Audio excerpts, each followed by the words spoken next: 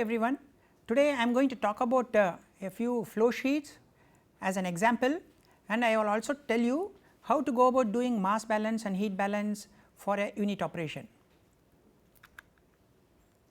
So, here this is an example of a flow sheet of alcohol manufacturing process. Okay.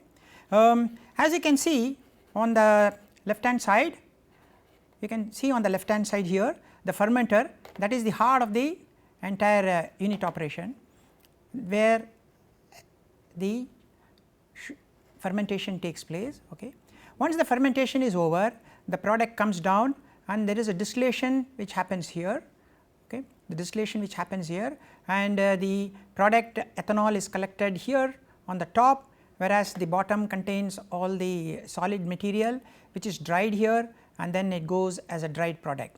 So, there you have a rotary dryer, you have a spray dryer. So, as you can see, this particular downstream process for the fermentation of alcohol contains a distillation unit, and you have a filter unit, and you have dryers on the down, and here the product ethanol is collected here and further distilled to get very pure spirits here.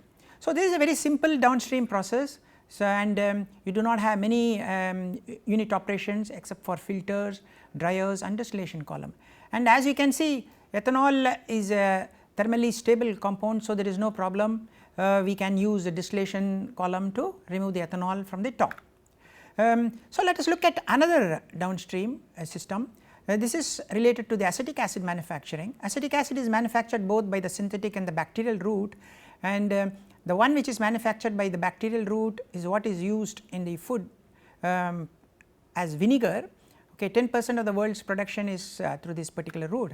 So, if you look at here, you have again on the left hand side the fermenter, then the filter.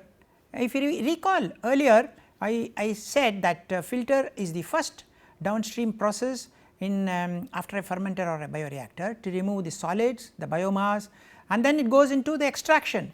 You have a solvent and you have a train of extractor here, where the acetic acid is extracted with the solvent, and then again you have a distillation column where you get the pure acetic acid at the bottom and the solvent at the top, which is again recycled here for the solvent extraction process. So, here the downstream is a filter and a string of solvent extraction units. Let us look at penicillin. It is one of the important antibiotics, and as you can see, the downstreams are getting more complicated and complicated.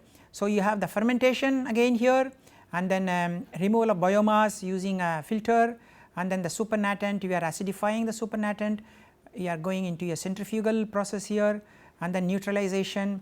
Here we have the extraction, crystallization, centrifuge, finally the product is dried, you get the penicillin salt. So, here as you can see, the product is a solid. So, obviously we need to go into centrifuge, and then we are collecting after drying, and then finally as a salt here. So, here the downstream contains quite a lot of filters, and then it also contains dryers as well actually. Now, let us go further down into complications. Now, we are looking at a monoclonal recombinant antibiotic. So, in that, as you can see, after the bioreactor we have the primary recovery, and then we have the purification, and then final filtration.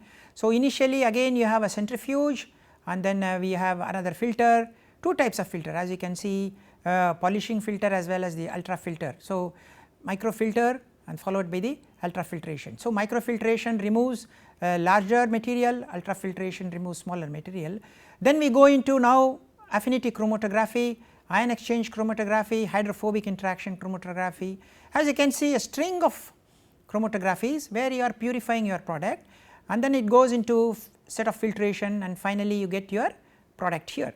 So, here as you can see, you have filtrations, and then you have chromatographies, and then finally you go into again filtration to recover your product. Now, let us look at another product. It is called a recombinant human alpha 1 antitrypsin. So, after the fermentation, you can see there is a filtration. Now, here the product is intracellular. So, obviously we have to harvest the cells, collect the cells, that means harvest the cells, and then disrupt the cells using a bead mill, and then we are collecting the product by flocculation, centrifugation, and you are removing it using a salt precipitation, again centrifugation, then a set of chromatography here, and then final washing and polishing, and you get the pure recombinant alpha 1 antitrypsin. So, you see we have introduced a new downstream, especially a bead mill, because the product is intracellular. Now, let us look at a large number of amino acids. Amino acids are a multi-billion dollar business. They are used in animal feed additives like lysine, methionine, threonine. They are used in flavor enhancer like aspartame, serine, glutamate, monosodium glutamate. Then they are used in medical applications. So, large number of amino acids are manufactured using a biochemical route. Products like glutamic acid, lysine, methionine, they are the largest manufacturer. As you can see, millions of tons are produced actually. Okay, then you aspartic acid, allelin are also made through enzymatic synthesis. So, many amino acids are manufactured using biochemical process, and look at the raw material breakage cost. If you look at the manufacture of leucine and lysine and the breakdown of raw material cost, 67% is due to nutrient media, about 2% is because of the ion exchange chromatography, okay. Then 12% is because again ion exchange chromatography, and again you can see 6% is because of the ion exchange chromatography of various kinds. So, almost 20% of your raw material cost in the manufacture of leucine and lysine is because of the components used in the ion exchange chromatography. So, if I can reduce the amount of various raw materials used in the chromatography, I will be able to reduce the raw material cost. Okay. Now, let us look at another amino acid like leucine and lysine manufacture. Again, if you look at the equipment cost for manufacture of these two products, you can see only 33% of the cost is because of the reaction, whereas 28% is because of crystallization, 7% is because of an exchange chromatography, 12% is because of the filter, and 1% is because of the pump, and 19% is because of the storage. So, predominantly the equipment cost is because of the downstream. The reactors take only 33%, remaining 67% is because of the various downstream steps, filters, ion exchange columns, storage tanks, crystallizers, and so on. So, if I can optimize these, I will be able to reduce the total equipment cost. Let us look at again the aspartic acid and phenylalanine, but the raw material cost. So, if you look at the raw material cost, here 95% of the raw material cost is because of the nutrient, and only the remaining 5% is because of the various raw materials used in the chromatography. So, as you can see in the previous case as against here, the predominantly the nutrient media takes up most of the cost here. Let us look at the equipment breakdown cost for aspartic and phenylalanine. You can see reactors take only 30%, remaining is because of the downstream. You have the storage tanks, the crystallizers, the filters, heat exchangers, ion exchangers, pumps, and so on. So, almost 69% of your expense is because of those various equipments down of the reactor. So, we need to look at how to reduce those numbers and how to optimize their numbers, thereby I can achieve a reduction in the total equipment cost. Let us look at another important product, that is called human insulin. Okay, the human insulin is produced through various steps. The product is an intracellular, so that means I have to harvest the cells, I have to break the cells using some enzymatic approach, then I need to unfold and refold again, so that the insulin regains its activity. So, it is a very large number of steps involved in the manufacture of human insulin, and the 50% of the manufacturing cost is due to raw materials, 17% is because of equipment, and 13% because of consumables. Okay. As you can see, only 50% is due to raw materials, rest all is because of the equipment dependent and consumable dependent cost. So, I need to play around with that to reduce the total cost of manufacturing this human insulin. Again, if you look here, 62% of the equipment cost are because of the reactors, and 29% is because of the downstream. So, quite a considerable chunk of expense is because of the downstream steps involved in there. And this is a typical steps involved in the manufacture of human insulin. You are making your fermentation, the biomass, cell is harvested, and then the inclusion body contains your insulin, which has completely lost its activity. So, you need to unfold and again refold so that it regains its activity. These are the various steps. So, you have not only the fermentation taking place here, you have certain bio reactions taking place or biotransformation taking place, so that you get your human insulin in the active form. So, this is how the entire flow sheet looks like. So, you have the cell disruption, you have centrifugation, and then you have the bioreact, then you have the centrifugation again here, then you have the solubilization, you have the chromatography, two types of chromatography, again you are preparing the folded product, you have the chromatography here, polishing, and finally packaging. So, you end up with the product here. So, you can see two different biotransformations taking place, you are seeing a lot of chromatography taking place, and you are seeing centrifugation as well as the cell disruption taking place here actually. Okay. So, if you look at the breakdown of cost, 50% is raw material and rest all is related to the equipment dependent cost, which is 17%, consumable is 13%, water disposal, that means environmental remediation is 11%, labor is 7%. Okay.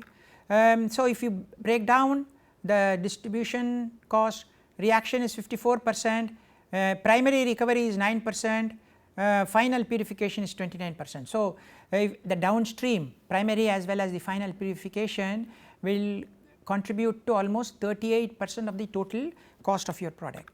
Okay. So, what am I trying to tell? I am trying to tell you that downstream plays a very important role in the cost, both in the raw material cost as well as equipment dependent cost. So, one needs to really optimize, one needs to really minimize these costs, then only one can achieve a very competitive product with a good selling price, with the optimum selling price as well actually. So, let us look at some mass and heat balance. So, what is mass balance? So, if you have assume two streams entering a unit, this could be anything, it could be a filter, it could be a extractor, it could be an absorber, it could be a chromatography, two streams, one stream coming in at a flow rate of F1 with a concentration C1 of a solute, another stream entering with a flow rate of F2 with a concentration at C2. Now, these two are leaving because of certain thermodynamic interaction, the solute gets moved from one stream to another. So, for example, if it is extraction, the solute will move from the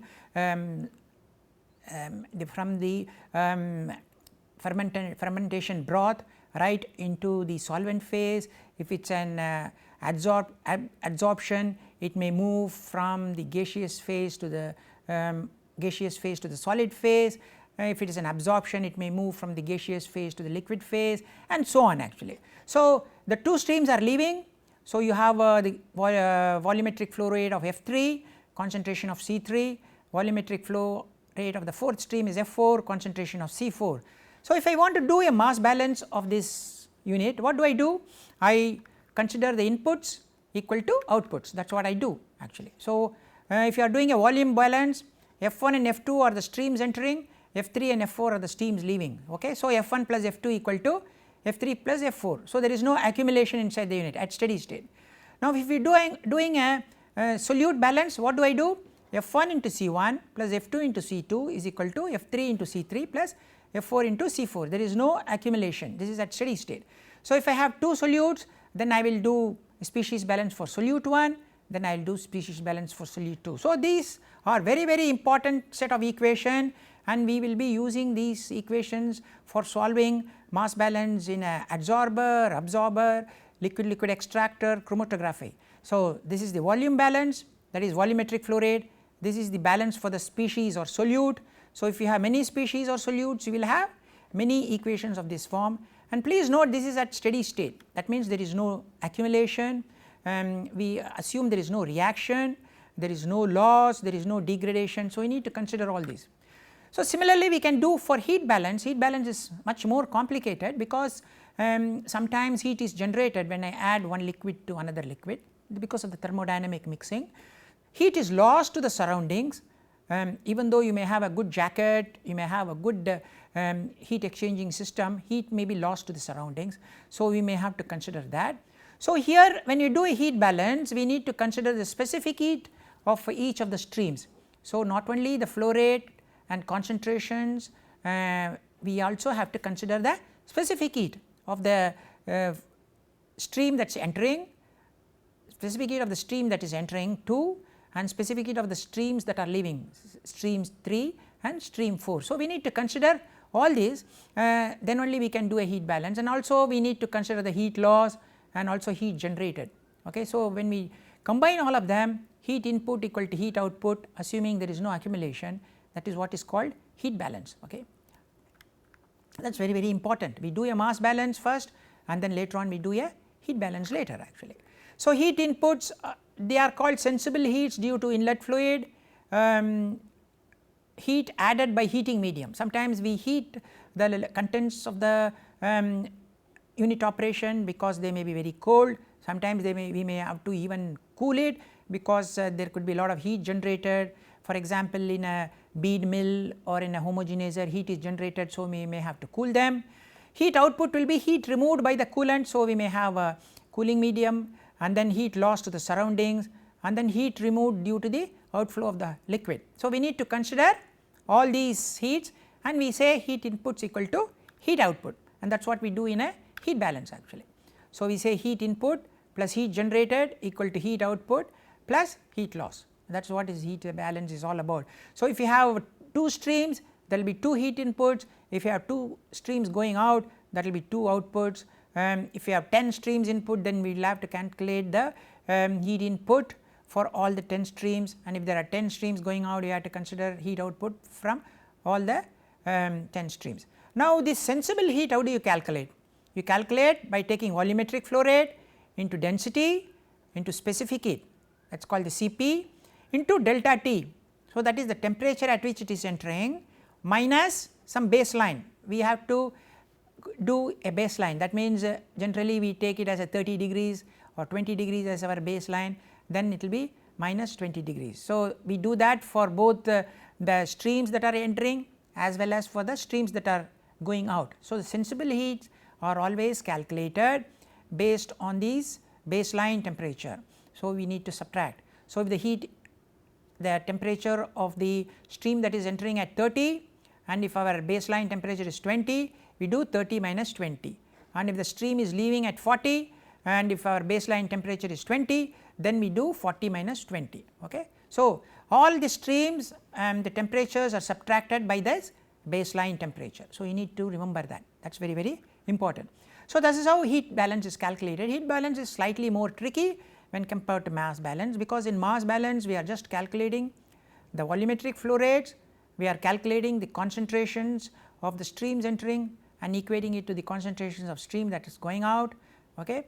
So, it is quite simple, whereas in heat balance we have to consider specific heat, we have to consider heat loss to the surroundings, we have to consider heat that is generated because of mixing of 2 liquids or 3 liquids, and then we also have to consider this baseline temperature which needs to be subtracted. Okay. So, you need to remember that.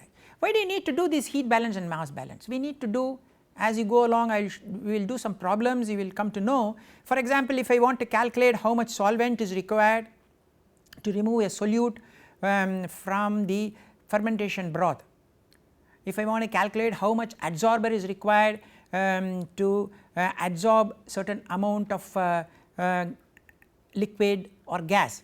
So, if I want to calculate how much of stationary phase in a chromatography is required to remove certain amount of solute from the continuous phase. So, in order to do that sort of calculation, we need to do these mass balance. Okay. That is very, very important actually. Let us look at a simple problem which makes use of all these concepts and which is very, very useful and very relevant to our particular downstream processing course actually. Okay, I want to tell you this problem. For example, streptomycin is produced in a fermentation, okay. Then it is filtered to remove the biomass, okay. Then after that the antibiotic which is in the filtrate is extracted using a low boiling solvent, okay. And then there is a distillation column where the low boiling solvent is removed at the top and the product is removed at the bottom, okay. So what are the downstreams? You have a downstream of a filtration to remove the biomass, then you have a extractor where a solvent picks up this product, and then the distillation column where your solvent is stripped at the top and the product is formed, okay. So these are the 3 unit operations. So we need to look at the mass balance at each one of these 3 unit operations, okay. Now whenever you remove biomass in a filter, what happens is there will be some liquid in the biomass, because the biomass will not be 100% dry. So there will be some liquid. So when some liquid goes, product streptomycin will also go with that. So you will lose some streptomycin, okay. Now when we go to an extractor, we are adding a solvent. Extraction is never 100%, even if it is 98%. What happens is some amount of streptomycin will go away with the parent liquid, it will not come into the solvent. Now when we go to the distillation and when we are distilling, your solvent may come at the top, streptomycin may come at the bottom, but some streptomycin may also go away with the solvent. So you will lose streptomycin at 3 different places. One is in the biomass filtration, and one is in the liquid extraction, and one in the distillation. So you are going to lose this in each one of these stages. So there will be total amount of streptomycin lost will be sum of all these 3. So we need to do a mass balance for each one of these unit operations.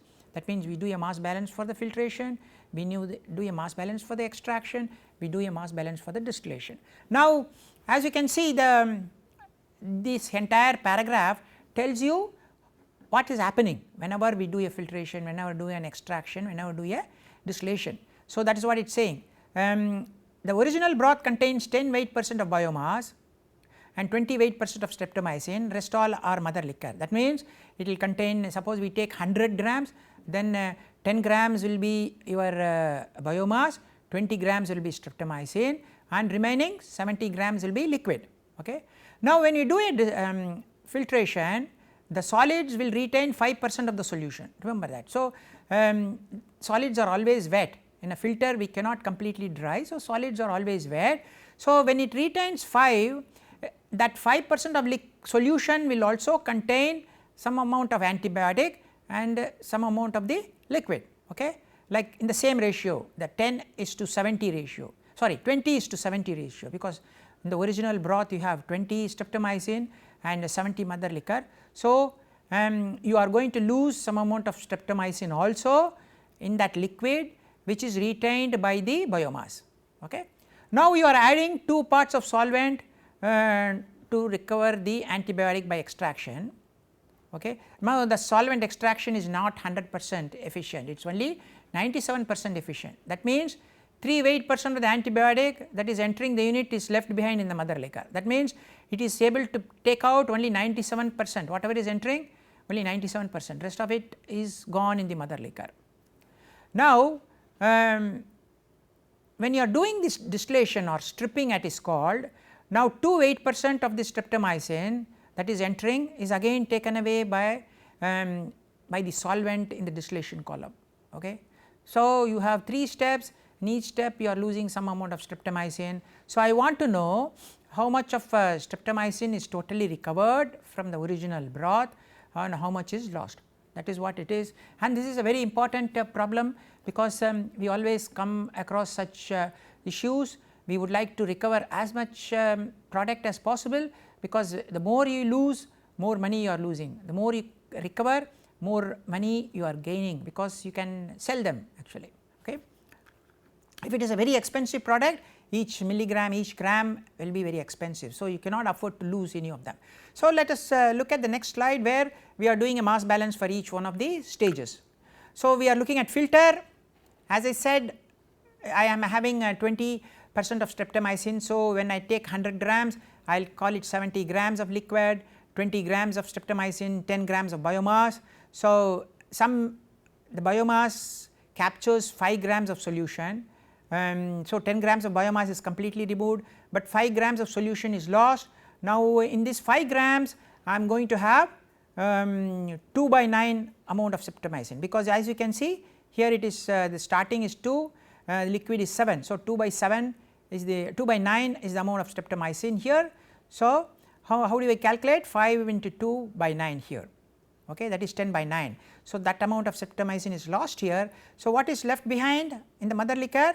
I will have 20 minus, because 20 is the amount of streptomycin coming here. So, 20 minus 10 by 9 will be 18.9 grams. Now, I am adding solvent in the extractor, and it is I have told that 3% of streptomycin that is entering is lost in the extraction. Your extraction is only 97%. So, what do? 18.9 is what is entering, 3% is 0.03, that is 0.5675 grams is lost. That means remaining is 18.9 minus 0.567, that is 18.33 grams. Okay. So, now the amount of streptomycin, as you can see, has come down from 20 to 18.9 to 18.33. Now, let us go to the distillation column, the stripping column as it is called. Now, the problem says 2% that is entering is lost in the distillation. So, what is 2% of 18.33? 18.33 into 0.02, that is 0.367. So, what do? We will say 18.33 minus 0.367, that is 17.97. So, you started with 20 grams of streptomycin in the original liquid with the biomass, okay. Then you have the filtration where we lost some streptomycin, we ended up with 18.9 grams. Then we went into an extraction, we lost some streptomycin, we ended up with 18.33 grams, and then we came down to the distillation where we lost some streptomycin, we came down to 17.97 grams. So, the overall efficiency will be 17.97 by 20 into 100. So, we end up with 89.8%. So, what does it mean? I have lost 10.2% of streptomycin in these 3 unit operations, that is quite a lot of streptomycin. So, what do? I need to improve on the efficiencies of each one of these. How can I do that? I can make my filtration more efficient, so that when I filter I will not allow too much liquid to stay with the biomass, that is the solid. I will try to make it dry as much as possible, so that all the liquid goes down into the filtrate. I can improve the efficiency of my downstream, so that instead of 97% I can make it 98 or 99. I can improve the efficiency of the distillation. So, instead of losing 2% I can make it less, maybe 1% or so. So, by doing each one of these I can improve the overall efficiency of the entire process. So, I may be able to move up to maybe 95-96% efficiency. I may not be able to achieve 100%, but I may be able to go much higher. So, this is a very simple problem, but it tells you lot of information, how to use mass balance, a very simple technique to understand which unit operation is very inefficient. So, I can focus on that particular unit operation and try to improve on it. I can also determine how much will be the overall efficiency of recovery, that is very important, because as a manufacturing scientist I would like to enhance my overall efficiency, reach as much as possible towards 100, because higher the efficiency, however higher will be the product recovery, and I will be able to achieve better profit into the entire process actually. So, this particular lecture which I have been talking about gave you a very brief rundown on various unit operations which are used in the manufacture of antibiotics and several other biochemical processes. People use sometimes filtration, sometimes chromatography, sometimes different types of membrane processes. Finally, if it is a solid you use a crystallizer, and then you use a dryer, and depending upon the purity requirement of the product you may have a series of chromatographic steps, as we saw in the manufacture of insulin and other antibiotics as well actually. So, now we will in the next course of lectures I will spend more time on various unit operations which are shown in these flow sheets to you. Thank you very much.